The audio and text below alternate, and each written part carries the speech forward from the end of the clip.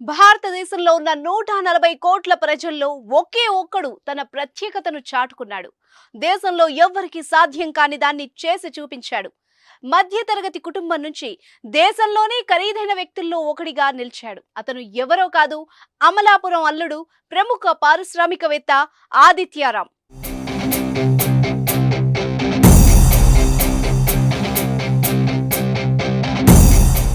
ఇప్పుడు దేశవ్యాప్తంగా ఆదిత్యారాం గురించే చర్చ. దీనికి కారణం ఆయన ప్యాలెస్.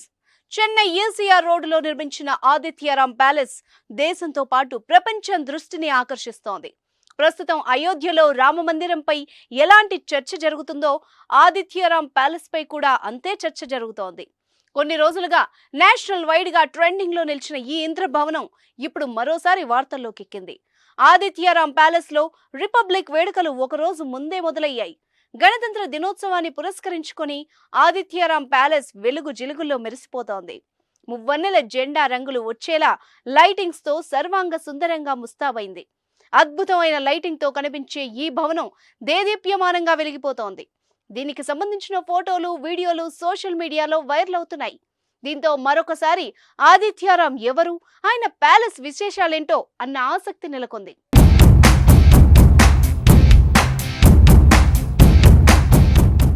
స్వాతంత్ర్యం రాకముందు దేశంలో ఎన్నో ప్యాలెస్లున్నాయి. రాజులు, నవాబ్లు తమ కుటుంబం కోసం అద్భుతమైన కట్టడాల్ని కట్టారు. కానీ 1947లో దేశానికి స్వాతంత్ర్యం వచ్చాక సౌత్ ఇండియాలో ఒక్కటంటే ఒక్క ప్యాలెస్ నిర్మాణం జరగలేదు. ఆ సాహసం ఎవ్వరూ కూడా చేయలేదు. పెద్ద పెద్ద బిల్డింగ్లు ఉన్నా రాజమందిరం లాంటి నిర్మాణాలు ఎక్కడా జరగలేదు. కానీ ఆదిత్యారాం చెన్నైలో అద్భుతమైన ప్యాలెస్ నిర్మించాడు. అత్యాధునిక సౌకర్యాలతో, అంతర్జాతీయ ప్రమాణాలతో ఏకంగా ఒక ఇంద్ర భవనాన్ని నిర్మించి తాను అమితంగా ప్రేమించే కుటుంబానికి బహూకరించాడు. 8 ఎకరాల విస్తీర్ణంలో నిర్మించిన ఈ భవనంలోకి ఒక్కసారైనా వెళితే జన్మ ధన్యమైనట్టే. ఆ కట్టడాన్ని చూస్తే నేలపైన స్వర్గాన్ని నిర్మించారా అనిపించక మానదు. సకల సౌకర్యాలు మరెక్కడా కనిపించని డిజైన్లతో అత్యద్భుతంగా తీర్చిదిద్దారు. లోపలికి వెళ్ళగానే ఆ గోడల్ని ఒక్కసారి ముట్టుకుంటే చాలు అనిపిస్తుంది. ప్యాలెస్ మాత్రమే కాదు, తనకు నచ్చిన ప్రతి కారు ఆదిత్యారాం ఇంటి ముందు కనిపిస్తుంది. సామాన్య ప్రజలతో పాటు సినీ, రాజకీయ, వ్యాపార ప్రముఖులు సైతం తలలు తిప్పి మరీ ఆదిత్యారాం ప్యాలెస్ ను ఆసక్తిగా తిలకిస్తూ పోవడం ఇప్పుడు టాక్ ఆఫ్ ది కంట్రీ అయింది.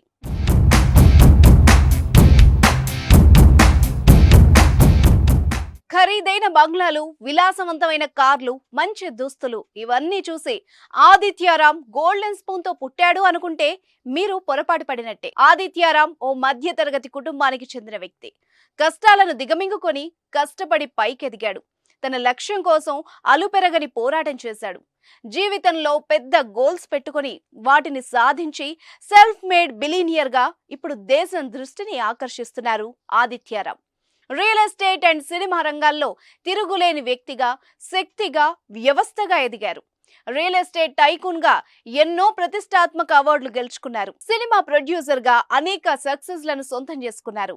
రియల్ ఎస్టేట్, ఫిల్మ్ మేకింగ్ తో పాటు conventions and resorts, investment corporation, Adityaram film city ఇలా ఒక్కటేంటి అన్ని రకాల వ్యాపారాల్లో ఆదిత్యారాం విజయాలను సొంతం చేసుకుంటున్నారు. ఆదిత్యారాం ప్యాలెస్ ఎంత విశాలమో తన హృదయం కూడా అంతే విశాలం. అందరూ బాగుండాలి, అందులో నేనుండాలి అని భావించే వ్యక్తి ఆదిత్యారాం. నేడు వేల కోట్ల ఆస్తి, సకల సౌభాగ్యాలు ఉన్నా చిన్నప్పటి రోజులను, అప్పటి పరిస్థితిని ఏనాడూ మరవలేదు. అందుకే సాయం చేయడానికి ఎప్పుడూ ముందుంటారు.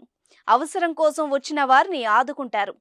ఆదిత్యారాం చారిటబుల్ ట్రస్ట్ ద్వారా సమాజ సేవ చేస్తున్నారు. ఇప్పటికే ఎన్నో సేవా కార్యక్రమాల్ని నిర్వహించారు. సంక్రాంతి సందర్భంగా వేలాది మంది ప్రజలకు సాయం అందించాడు. తన ప్యాలెస్ కు పిలిచి కానుకలు బహూకరించారు.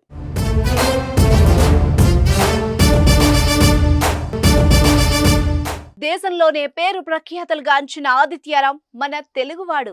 ఆయన అమలాపురం అల్లుడు కూడా. చెన్నైలో స్థిరపడి అక్కడ వ్యాపారాల్లో రాణిస్తున్నారు.